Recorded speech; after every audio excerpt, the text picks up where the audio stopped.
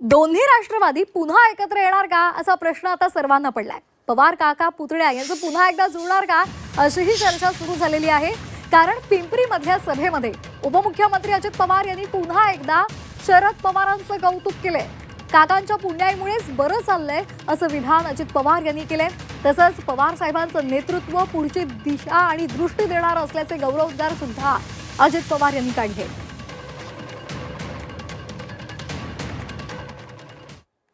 ज्यावेळेस तुम्ही संदीपला संधी दिली त्यावेळेस ते कशी कामं करायची मला माहिती होतं।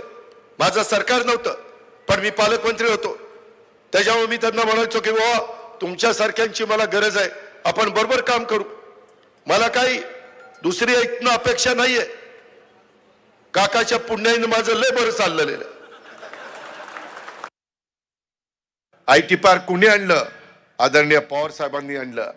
आम्ही यावेळेस तुतारीला आणि घड्याळाला बरोबर घेतलंय। आम्हाला वाद घालायचा नाही। मागचं झालं गेलं गंगेला मिळालं, आता आपण सगळ्यांनी एकोप्याने काम करायचंय। आणि त्या पद्धतीनं तिथं साखर कारखाना होणार होता, साहेबांनी तो साखर कारखाना पलीकडे नेला। दूरची दृष्टी असणारं नेतृत्व असावं लागतं। आम्ही पण ज्या ज्या गोष्टी केल्या गेल्या 25 वर्षात ते माझ्या पिंपरी चिंचवडकरांना कुठेही अडचण येता कामा नये अशा पद्धतीने गोष्टी केल्या। आणि या संदर्भात अधिक माहितीसाठी आपण जाणार आहोत आमचे प्रतिनिधी निलेश खरमरे यांच्याकडे। निलेश, अजित पवार यांचं विधान तुम्ही सुद्धा ऐकलं असेल। काका आणि पुतण्यांची ही जवळी खरं तर कसली नांदी आहे आणि सातत्यानं आता पुढची दिशा देणाऱ्या दृष्टी देणारं खरं तर साहेबांचं आम्हाला मार्गदर्शन लाभते असं सुद्धा ते म्हणतात। श्वेता, खरं तर ही जी चर्चा आहे ही म्हणजे दोन राष्ट्रवादी एकत्र येणं किंवा काका पुतण्या एकत्र येणं ही सुरुवात जी आहे ती खरं तर स्थानिक स्वराज्य संस्थेच्या ज्या निवडणुका ज्या दिवशी घोषणा झाली त्या दिवसापासूनच ह्या सुरू झालेल्या आपल्याला पाहायला मिळतात।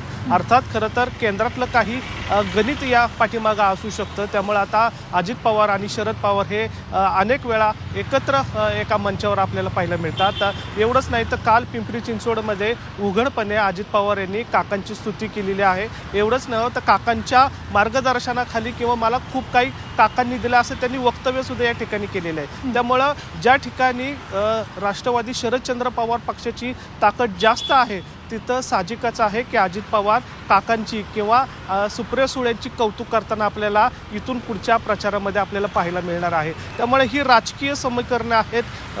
जे बेरजेचं राजकारण केलं जातं ती नियमावली जी आहे ती आता सध्या अजित पवार आपल्याला वापरताना पाहायला मिळत आहे।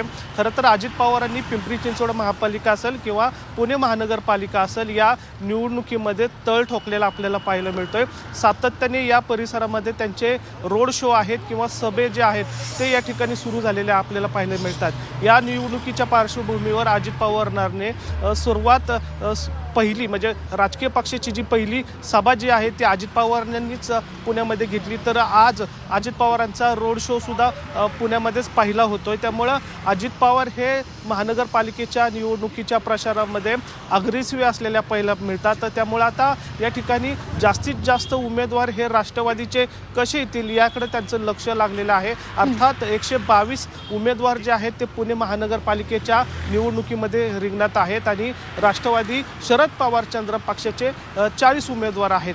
अजित पवारांचं असं टार्गेट आहे की जी पुण्याची महानगरपालिका आहे ते आपल्या ताब्यात येण्याचा त्यांनी या ठिकाणी प्रयत्न केलेला आहे आणि सातत्याने ते आता या प्रचारामध्ये अजित पवार शरद पवारांची स्तुती करून मतदार जे आहेत ते मतदार आपल्याकडे वळवण्याचा प्रयत्न करताना आपल्याला पाहायला मिळतात। आणि आज आणि काल या जे आपल्याला प्रचिती आलेली पाहायला मिळाली आहे। अर्थात सुप्रिया सुळे सुद्धा या ठिकाणी आता अजित पवारांचं कौतुक करताना आपल्याला पाहायला मिळतात। त्यामुळे कुठेतरी काका पुतणे आणि दोन राष्ट्रवादी हे एकत्र आलेले आहे हे जवळपास अधोरेखित झालेलं आहे आणि त्याचाच फायदा जो आहे तो आता येणाऱ्या निवडणुकीमध्ये आपल्याला दोन्ही पक्षाचे नेते घेताना आपल्याला पाहायला मिळतात। आज जर सांगायचं झालं तर आज अजित पवार अजित पवार यांच्या पक्षाचा पुण्यामध्ये मोठा रोड शो होतोय। पुण्यातील जे महत्त्वाचे रस्ते आहेत त्या रस्त्यांवरने अजित पवार हे रोड शो करणार आहेत। आज या रोड शोच्या माध्यमातून सुद्धा शक्ती प्रदर्शन केलं जाणार आहे, त्यामुळे याकडे सुद्धा आपलं लक्ष असेल। तुर्तास धन्यवाद आपण दिलेल्या सविस्तर माहितीसाठी।